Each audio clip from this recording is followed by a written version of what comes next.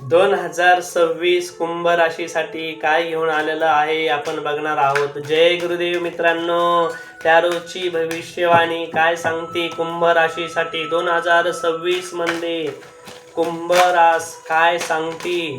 2026 काय आहे मनामध्ये, तुमच्या कुंभ राशींच्या मनामध्ये काय दडलेलं आहे, काय साठवून ठेवलेलं आहे, आपण हे बघूया सर्व ह्या टॅरोच्या माध्यमातून। 2026 तुमच्यासाठी काय सांगते तर चला 3 कार्ड काढणार आहे मित्रांनो कुंभ राशीसाठी।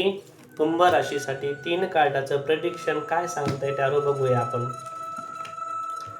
कुंभ राशीचे व्यक्ती सर्वप्रथम तर हिम्मतवान खूप असते, खूपच हिम्मत त्यांच्यामध्ये असते, धाडीस खूप असतं त्यांच्यामध्ये, काही करण्याची क्षमता जर पाहायला जर जावा तर कुंभ राशीच्या व्यक्तीमध्ये जास्तीत जास्त बघायला मिळते। कुंभ राशीच्या व्यक्ती 2025 मध्ये खूपच ताण तणाव त्रस्त झाले होते, खूपच 2025 मध्ये त्यांनी खूपच काही संकटात दिवस काढलेत, पण आता काळजी करू नका, 2026 मध्ये तुम्हाला भरभरून देणार आहे भगवंत। खूपच चांगलं अप्रतिम तुमच्यासाठी 2026 हे वर्ष आलेलं आहे। कुंभ राशीचे जे व्यक्तींचे जे कामं थांबले होते ते ह्या 2026 मध्ये सुरू होणार आहे। सुरू होण्याचे पूर्णपणे संकेत ह्या कार्डामध्ये दिसतात मला, त्यामुळे मी तुम्हाला सांगतोय 2026 मध्ये जे थांबलेले तुमचे कामं होते ते कामं सुरू होणार आहे। त्यानंतर 2026 मध्ये तुमचे जे थांबलेले 25 मधले जे कार्य होते जे काय असतील, काही व्यक्तींचे कोर्टासंबंधी असू शकते, काही व्यक्तींचे नातेसंबंधाविषयी असू शकते, काही व्यक्तींचे शेतीच्या विषयी सुद्धा असू शकते। ते जर कार्य थांबले होते तर आता ते 2025 मध्ये 2026 मध्ये पूर्ण होणार आहे मित्रांनो। 2026 तुमच्यासाठी भरभरूनच घेऊन आलेला आहे।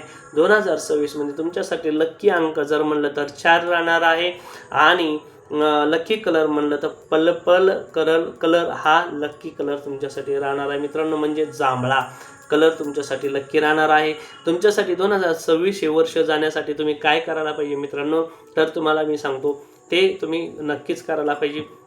2026 मध्ये तुम्ही बजरंग बलीची आराधना करायला पाहिजे, बजरंग बलीची पूजा अर्चना करायला पाहिजे, बजरंग बलीची तुम्ही स्थापना करायला पाहिजे घरामध्ये अथवा मंदिरामध्ये कुठंतरी।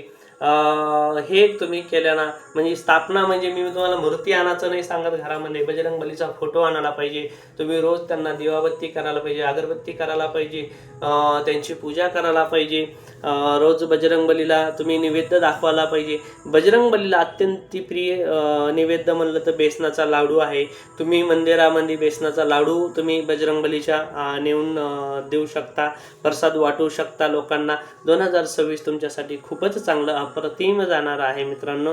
व्हिडिओ जर आवडला असेल तर लाईक करा आणि तुमच्या मित्रापर्यंत ही आध्यात्मिक माहिती आणखीन पोहोचवा।